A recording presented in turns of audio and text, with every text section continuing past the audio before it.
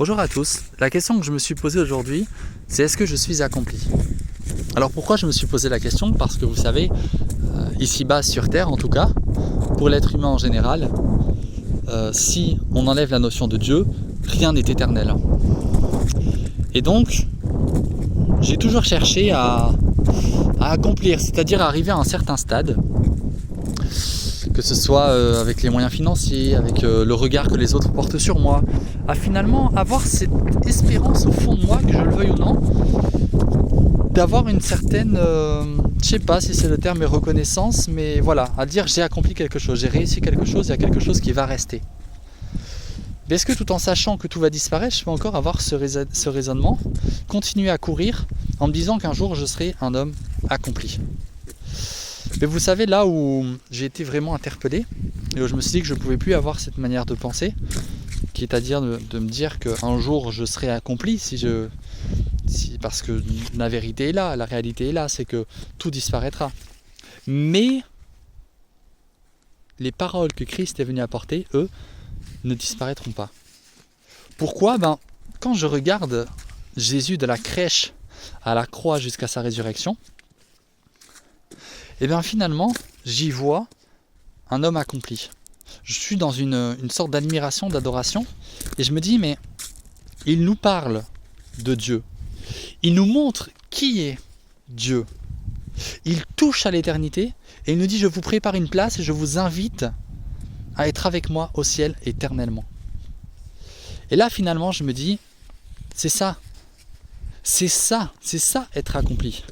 C'est apprendre à connaître Jésus, qui nous fait connaître Dieu et qui finalement nous fait comprendre que hors de sa connaissance, que hors de Dieu, que si on ne recherche pas de tout son cœur, que si finalement on n'apprend pas à le contempler dans ce qu'il est venu accomplir ici-bas sur terre, et bien finalement je ne serai jamais véritablement accompli. Ça m'a beaucoup interpellé et je voulais partager un texte avec vous dans Philippiens chapitre 2 versets 6, 7 et 8 qui nous dit « Lequel, existant en forme de Dieu, n'a point regardé comme une proie à arracher d'être l'égal avec Dieu. » C'est un peu ce sentiment dont je vous parlais, que j'essayais d'atteindre finalement. Parce que j'essayais de trouver de l'éternité là où il n'y en avait pas, c'est-à-dire ici-bas sur terre, hors de Dieu. Mais c'est pas possible, la vérité c'est ça. Je continue.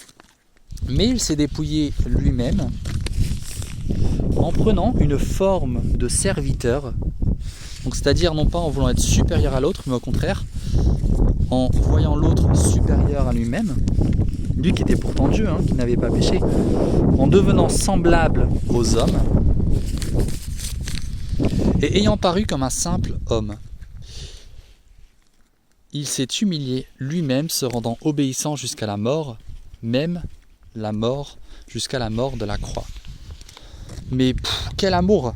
Lui qui était en même temps Dieu, on dit qu'il est devenu semblable aux hommes, en tout point.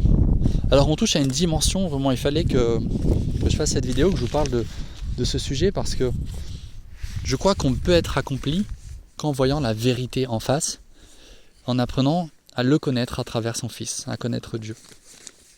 Alors voilà, je voulais vous partager cette méditation, et que Dieu vous bénisse, et qu'on puisse continuer à le chercher de tout notre cœur, parce qu'il est celui qui est, il a tout accompli, et il n'y a pas de plus grand bonheur qu'apprendre à le connaître chaque jour.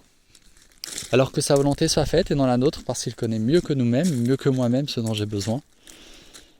C'est ma prière par le nom de Jésus-Christ. Amen.